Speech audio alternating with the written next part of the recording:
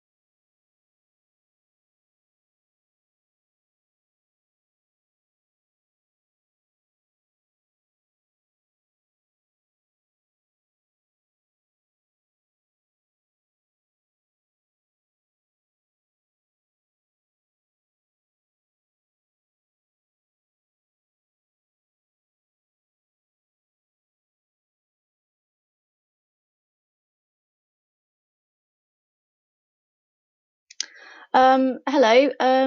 I'm very sorry, but we seem to have lost Mark. I can't hear him anymore. I've had a couple of messages to say other people can't. If you'd like to just bear with me for a couple of minutes. I'm going to try and get hold of Mark and see what the problem is. Okay, thank you.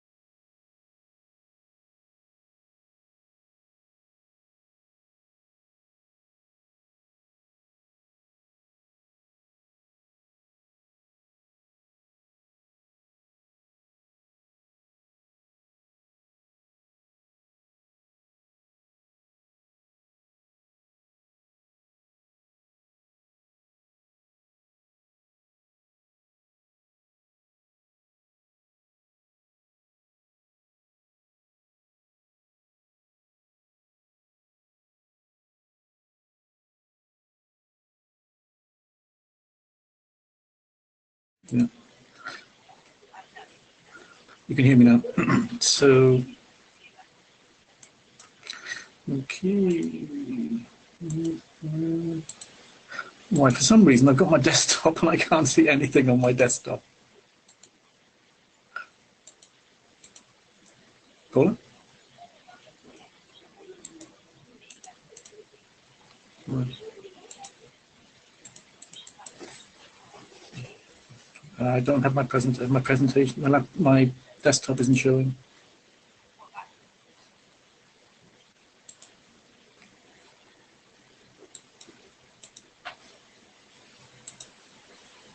Do you know where your presentation is? On my desktop. There you go. That's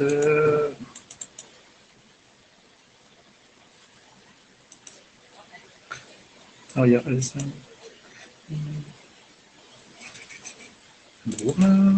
you can see that, can't you? Slideshow. Okay, compelling story. Do you want me to go through that again? Okay. Hello, everybody. Hello, everybody. Sorry about that. Technical difficulties. We're presenting from London, so hopefully things should be resolved now, but we'll carry on and hopefully we won't have any more gremlins. Yeah, just to go back to the compelling story, this was basically a reflection, really, of how we've come to the position of ambulance delays being almost normalised. And what we've seen over the last few years in ECIP and ECIS are basically most trusts running at high levels of acute bed occupancy. So most trusts are actually running at the higher level of over 100% of their beds being occupied on a daily basis. Many trusts have actually opened extra beds to accommodate winter pressures that actually haven't been closed down. So we're starting to see a picture of trusts running sometimes at around 120%. That in itself leads to real issues around the resilience to cope with increases in demand and reduction in discharge, and the fragility of the system is quite there. So we're starting to see high and sustained levels of escalation across the entire system, and that in itself affecting patient experience, quality and safety. And we're noticing obviously a consistent picture of people and patients rather defaulting to acute trust assessment units and emergency departments. As a result of that high occupancy, we're also starting to see high numbers of outliers in the hospital, and that in itself has an inherent link and risk with increased length of stay and increased mortality. As an outlier, your risk of mortality increases by 30% and your length of stay increases by 3 days. If you are on a specialist ward and you have outliers on your ward, you share a comparable risk of increased length of stay and mortality. Capacity management on a system-wide level has become very challenging, and often we see organisations working within their own capacity, but very seldom working externally in regards to mutual aid and external capacity management. That in itself leads to a fractured interface between partners, both internally and externally, and relationships can often suffer. We're going to be talking in the webinar about the crowded emergency departments and actually the associated mortality risk, and we're going to be sharing some evidence base with you about what actually that means to in practice to people in crowded emergency departments, and also some information, some evidence based on ambulance delays as well. Although there's not much evidence based to point to that at the moment, but we'll share with you what we have. We're starting to see a real increase in emergency admissions, particularly around the frail and elderly. So we're starting to really accommodate that within our normal demand profiles, but we're going to share some information of how we might improve that in the next few months and years. And we're going to be talking about the aspect of ambulance response times and diversions in relation to hospital handover. So what we've hopefully done there is made a compelling story or reason for improving ambulance handover. So we've talked about initially the interface, and in urgent and emergency care, there are a number of interfaces between providers. The interface between primary care to general practice, between general practice and the ambulance service. The interface between ambulance to ED is the key issue for us in this particular webinar, but exploring all of these different interface points is the area, not least for the biggest challenges in urgent and emergency care, but also what we believe to be the opportunities for improvement, not least in terms of improving ambulance turnaround at emergency departments. So what are the risks associated with poor handover? And these won't be a surprise to anybody on the webinar, but obviously if ambulances are delayed at emergency departments, there is on occasion no available ambulance for the next 999 emergency call. That in itself results in delay in responding to 999 calls and potentially to a protraction of GP admission times. It has become evident that often where GPs admitting patients to hospital, if they're admission time, whether it be 2, 4 or 6 hours, if that becomes protracted, we have noticed that general practitioners out of risk management will increase and escalate that to a more emergency call. This is quite counterproductive because actually it requires more emergency calls to take the GP admissions into hospital, and as a consequence, no vehicles to take the patients. We have major risks associated with handover in that the care is often started and maintained by paramedics in vehicles outside hospital. So that in itself can be an inherent risk with ambulance handover. Not to labour the point, but often we visit hospitals where the emergency department assessment hasn't actually been sort of commenced for at least an hour to 2 hours into the patient's arrival at hospital.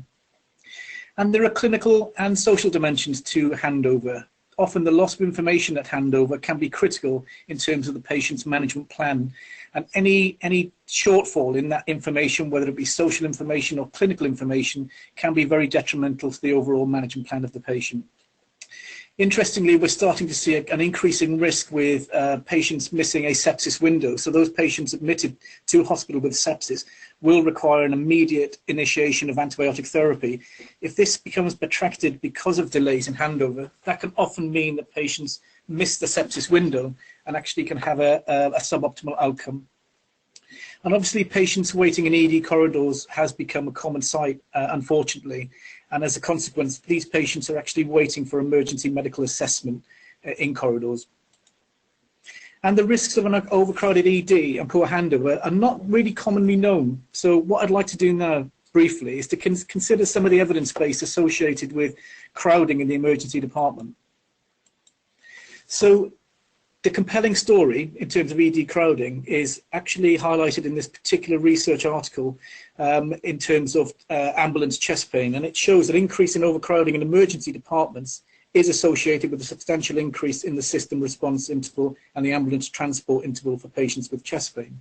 There hasn't really been a very strong empirical evidence base for crowding in emergency departments until very recently, and that's expanding now to the evidence base for cohorting patients on ambulance transport. Interestingly, a study by Richardson found that found a 43% increase in mortality at 10 days after admission through a crowded ED. So delays in ED and crowding in ED is very significant statistically, not least for mortality, but also increasing length of stay. And this is a particular piece of research which looked at, or literature review, looked at clinical handover and patient safety. And I'll read this out. Its ineffective handover can lead to wrong treatment, delays in medical diagnosis, life-threatening events, patient complaints, increased health expenditure, increased hospital length of stay, and a range of effects that impact on the health system. Now, that in itself makes it for a very compelling reason to improve hospital handover. And this is the final one, the piece of research we're going to share with you today, and it's around the handover issues in terms of clinical detail and social care. So looking at the wider impact on the hospital of this compelling story, we've talked about the crowding in emergency departments and the increase in mortality. The increase in outliers actually leading to an increase in clinical incidents. The increasing number of serious incidents in emergency department corridors, poor patient experience and higher complaints, cancelled operations, hard work, running to stand still, and very low staff morale. For anybody who's actually worked within the ambulance service or emergency department, it can be very difficult managing a very crowded emergency department, as it can be managing patients in the back of an ambulance outside an emergency department. That in itself leads to adverse publicity, and in effect, organisational professional reputations will suffer as a consequence, leading to organisational viability and questions of. And in essence, failure to deliver the 4-hour standard, cancel all elective standards, and also the failure to deliver the standards around category A response for the ambulance service. Now, again, as we've mentioned earlier in the webinar, this leads to fractured relationships across the system. Now, again, this is very much linked to a potential finance issue in that it can't be really cost effective or value for money to have patients queuing in ambulances outside emergency departments or patients queuing in the emergency department waiting for beds. There's just a quote there from Anthony Marsh, who is one of our leads for the programme. And diverts, one thing that we're often asked in ECIP is our feeling or our kind of take on ambulance diverts. And I think we can say with some commitment that actually we are not supportive of diverts in the main, in that they do have an impact on the wider system, in that patients, as a result of diverts, are taken out of area and can actually be put into areas where they're out of their local authority boundaries, and repatriation becomes very difficult. Diversion, I think, has a place, particularly in terms of mutual aid during times of major incident, for example, or unforeseen peaks in admission or reduction in discharge. But as a daily basis, as a management tool, we don't generally support the action of diverts. And statistically, they haven't really proven to be that effective as a result, with 1 to 2 patients being diverted as a result of an ambulance diversion. So we'll come on to talk about good clinical handover, which we believe the hallmark should be that it's timely, safe and quality. And this is all about getting that vehicle back onto the road, onto the next 999 call. So if we were looking at the hallmarks of good clinical handover, we would look for a seamless approach where we had no intermediaries and the handover was between 2 health professionals, whether it be the ambulance service paramedic and the nurse, or ambulance service paramedic and the consultant in ED. We would also advocate good patient participation. Often patients can have a lot of detail that they're able to share with us to give us more of a story about how they came to being in the emergency department and calling the ambulance service. Good clinical handover requires privacy and dignity, and actually requires an area where hospital teams and crews can actually discuss the handover in private. And this requires good clinical and social information from the patient. So going on to the next part of the webinar, I mentioned in the beginning, we're going to be sharing with you a document called Zero Tolerance that was a legacy document written in 2013, but on our literature search, this document has all of the key recommendations that we would advocate in ECIP to improving hospital handover. And we'll take these sequentially. So recommendation 1 is patient handover delay should be seen as a jointly owned system issue. Now, when Zero Tolerance was written in 2013, this preceded the now urgent care networks and system resilience groups.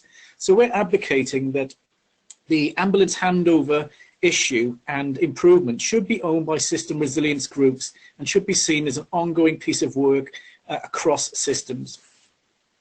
The patient-centered culture is really important in that respect, in preventing harm caused by deterioration awaiting emergency response at a hospital. SRGs should be focused on this as a jointly owned issue. Recommendation 2 would be to identify what are called high-risk groups of patients that often present to the ambulance service and present to the system. So this is about identifying those patients that are frequent flyers, if you like, or high-risk users, and actually working on systematic plans to deal with their admission and their care planning.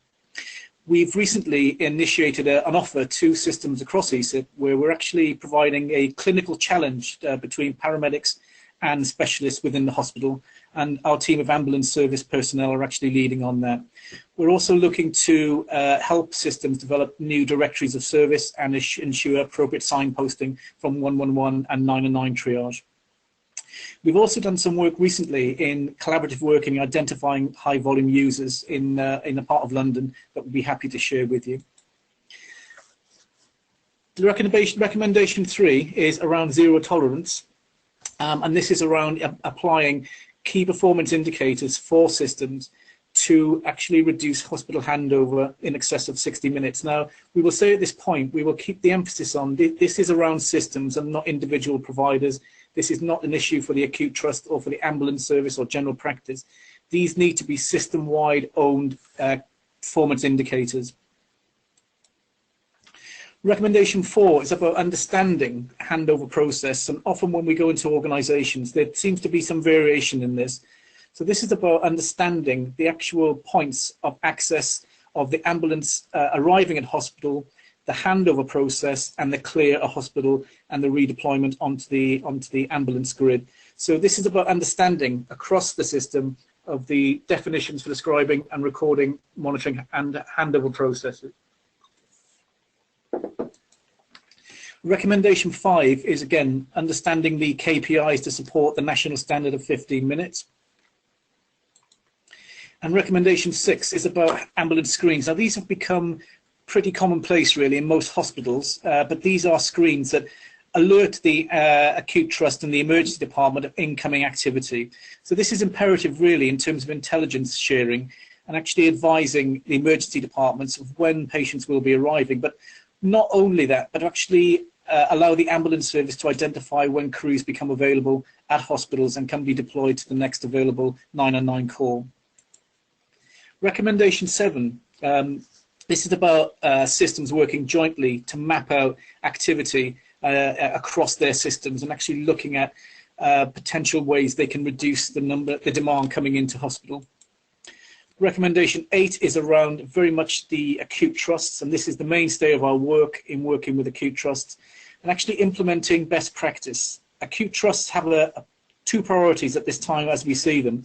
There is a need to get the basics right in terms of good practice in acute trusts, and there is a need to consider doing things differently, particularly in the respect of service models. One of the innovative new approaches that we've taken with many of our organisations is the application of what we're calling the Safer Flow Bundle. These are 5 things that actually every ward does consistently to improve patient flow, and we can share some information on that in due course. But the S is for senior review, the A is for all patients will have an expected date of discharge, the F is flow from assessment units, the E is for early discharge, and the R is for regular length of stay review. This bundle of improvement used effectively in trusts can actually bring about a demonstrable impact on patient flow and a significantly improved ambulance turnaround. Recommendation 9 is focused on that holy grail of common escalation plans across the system, and this is some work that we're going to be expanding on in our offer in ECIP to actually help systems develop more coherent, more joint escalation plans. Currently, we have escalation plans sitting within acute trusts, within ambulance services and within primary care, but very seldom do these join up into a coherent, coordinated plan. And recommendation 10 is around the coordination of capacity across the system. We've seen at the beginning of the decade the introduction of CMS, the Capacity Management System. That's now given way to a number of individual systems across England that have actually based themselves on developing information from across the system and applying capacity management principles. There needs to be some way of systems developing a regional capacity management strategy and collecting this information on a regular basis to inform any kind of capacity management. So just to take a pause at the moment, we've provided some ambulance service good practice, and we can take these in isolation, but again, we will say that actually this is not just about the ambulance service, but more about how the system works and how the system works with the ambulance service. The first is alternative care pathways to take patients directly to urgent care centres. We're starting to see a number of false partnerships with actual ambulance vehicles being deployed with advanced practitioners to deal with those who have fallen in their homes. The use of alcohol advice services and ambulances used to target hotspots to provide a field vehicle to treat minor injuries at the scene. And the increasing scope of paramedic practice to provide the treatment without the need for conveyance. Now, if we go back the last decade, paramedicine has very much been around the very small percentage of the curriculum, around the very small percentage of the work that the ambulance service actually do, and that's major trauma and life support. More increasingly, the ambulance paramedic curriculum is actually factoring in more education on keeping patients out of hospital for things like chronic disease, for things like minor injuries. So there's a real opportunity there to expand that. And that leads on to ECPs doing home visits on behalf of GPs and callback schemes for ambulance crews both in and out of hours. So we made some reference at the beginning that ambulance handover is a very wicked issue, but there are challenges as well as opportunities. And we like to think of what we are terming the ABCs. Now, these are not ABCs associated with resuscitation. These are very much associated with the attitude, behaviour and culture of systems dealing with hospital handover. If we achieve good outcomes and good approaches to both the attitude, the behaviour and culture in ambulance handover, we are more likely to achieve a sustainable quality improvement. We've provided some resources, and if you'd like us to sort of point you in the right direction for these, the first is Zero Tolerance, the document we based this webinar on. The second is our previous effective approach in urgent and emergency care, improving ambulance handover. The third is a legacy document, Tackling Demand Together, which is a Department of Health document, and an echo study on hospital handover as well. So we can point in the direction of these particular resources. So we talked about the interface at the beginning of the webinar, and we'd just like to offer, in conclusion, some potential solutions. Now, we've talked about the interface between primary care and general practice. Now, the role of pharmacy in this is critical, and the opportunity of keeping patients out of hospital through pharmacy routes and actually facilitating timely discharge through pharmacy are often not explored. General practice to the ambulance service, there's some real opportunities in the interface here, particularly in exploring ambulatory emergency care and allowing ambulance services and GPs to work together to identify patients who would benefit from an ambulatory emergency care pathway. Now, the ambulance to ED interface, we've seen over the last 5 years the introduction of what are being called HALOs, Hospital Advisory Liaison Officers. These are officers based in acute trusts to help smooth the transition of patients going through from the ambulance service to the emergency department. More recently, we started to see a new innovation in the Northwest, where the hospitals and ambulance services are working together to provide what's being called now ambulance liaison officers. These are very senior officers based at the door of ED, helping to identify alternative provision, but also to challenge crews on their choice of arrival and their choice of attendance. There are real opportunities to improve the ED to hospital interface, particularly in terms of internal professional standards.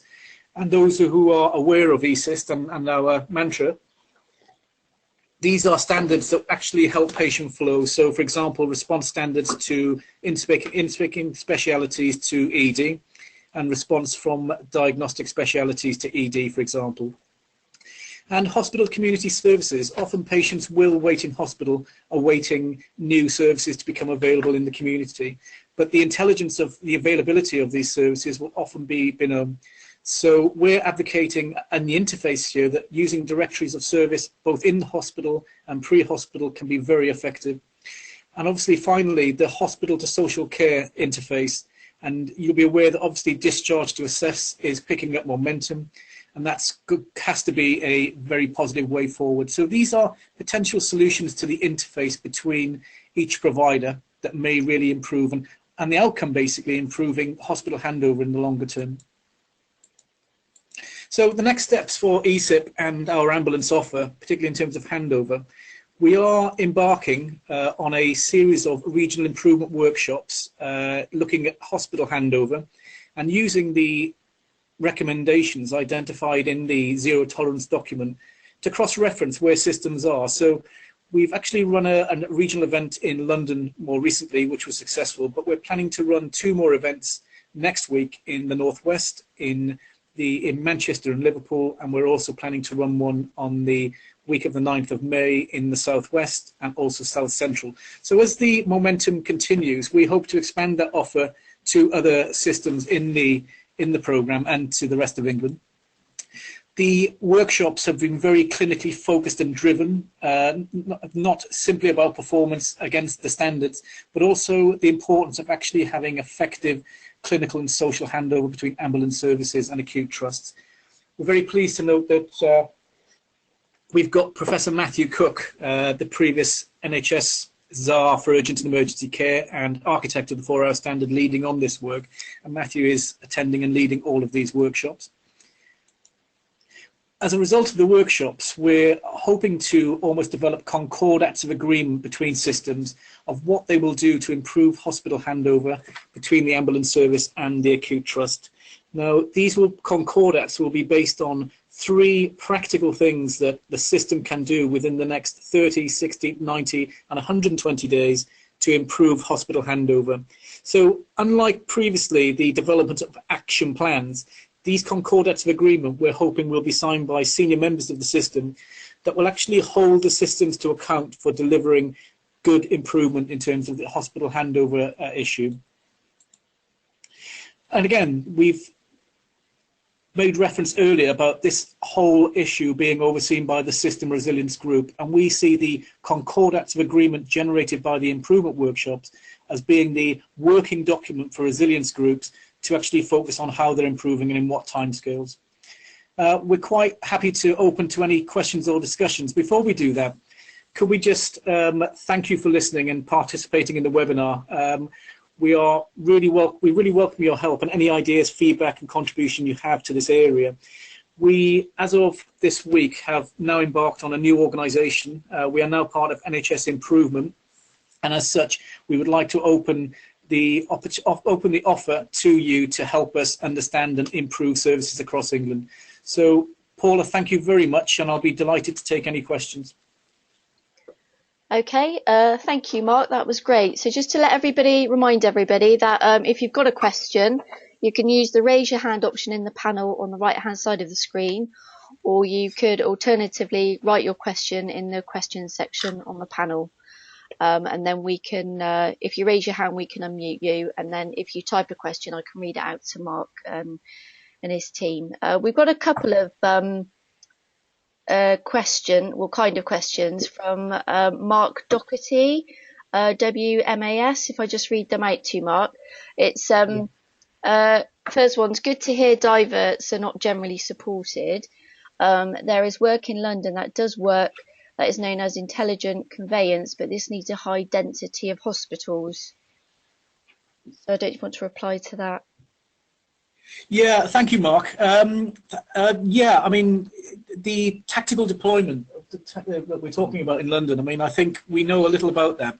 But I think the whole diversion concept is flawed in the sense that it does require every hospital be coming from the same base and every hospital to, in effect, have the same length of stay and implemented the same good practice. So in any kind of diversion kind of concept, it does require people to almost reach a concordance of agreement. But in answer to your question, I think we are aware of the tactical deployment. It's called intelligence conveying. Intelligent conveyancing. I do apologise, but actually, it's yet to be seen the value of that. If it's simply moving ambulances between hospitals, then we don't really think that has much value. That said, we wouldn't want to close that door on mutual aid at times of increased pressure, unforeseen pressure, or major incident. I do think there's a requirement for mutual aid.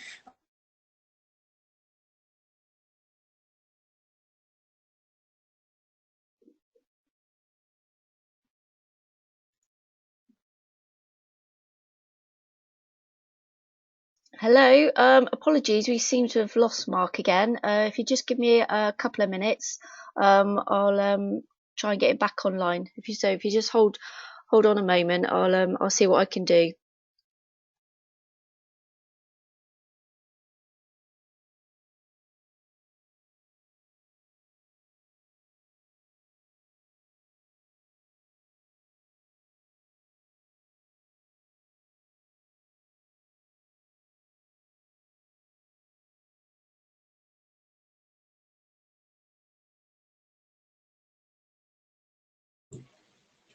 Yeah, can you tell I'm logging on again? Hello, nice. Oh, is that typing? Okay, is he back on now? Okay, thank you.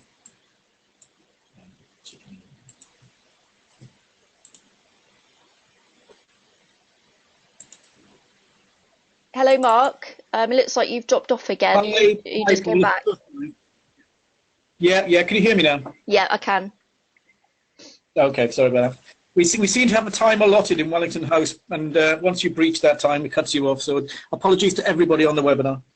Okay, I've got another.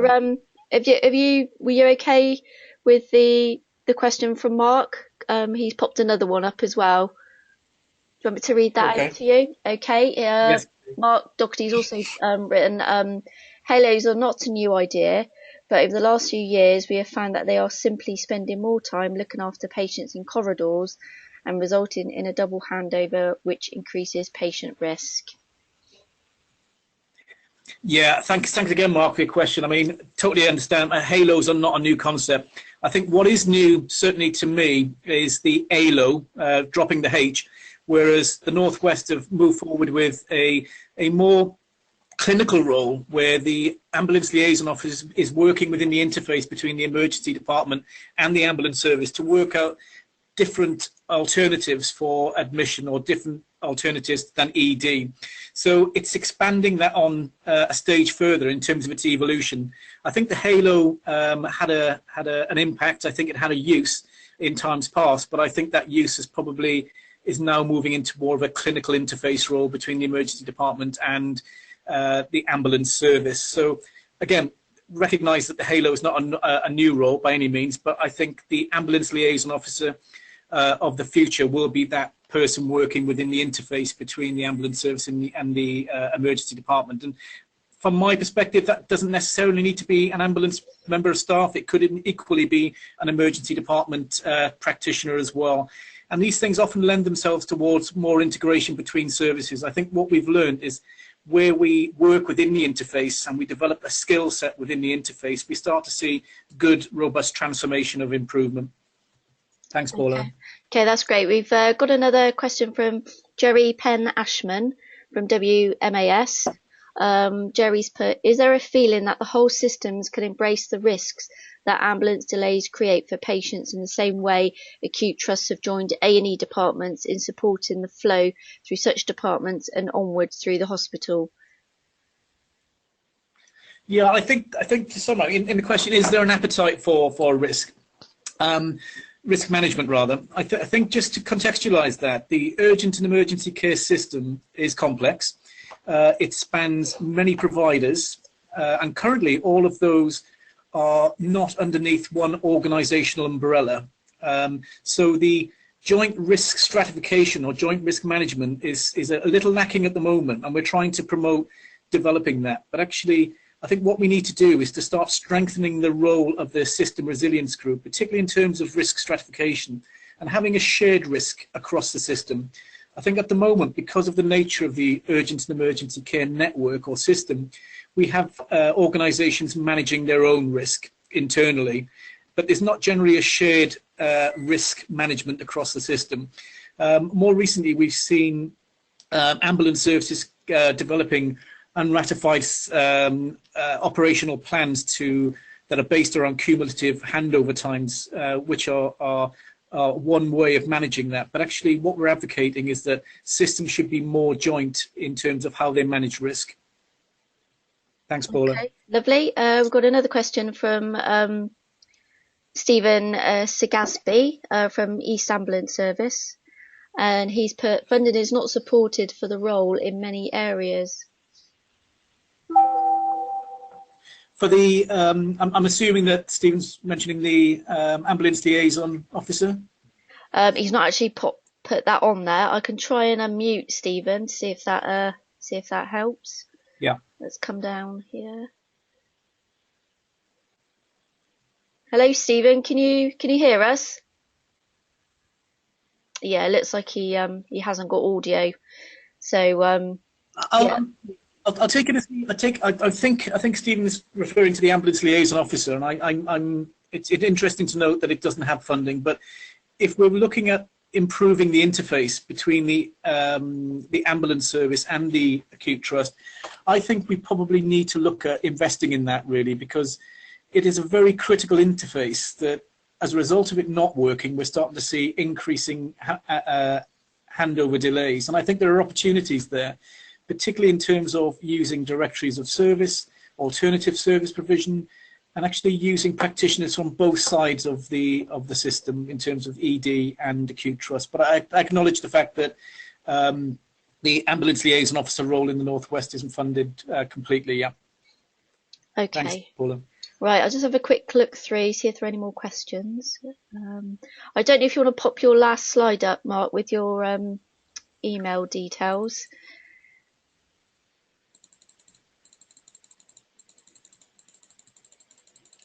Right, yeah, it doesn't look like there are any more questions at the moment. So I'll just wait for Mark to bring that last slide up. If you do have any more questions, either email them to Mark's email address, or you could also email them to the ECIP info@nhselect.org.uk mailbox, and we can always forward them to Mark. Is that all right, Mark? Yeah, thank you, Paula. Okay, so just to say, as there are no more questions, that brings us to the end of this session. Also, again, just to say apologies for the technical difficulties, and just to let you know, this recording will be available on the ECIP website shortly for you to view.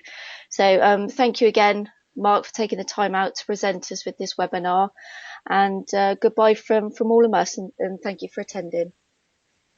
Thank you, Paula. Thanks all. Thank you. Bye.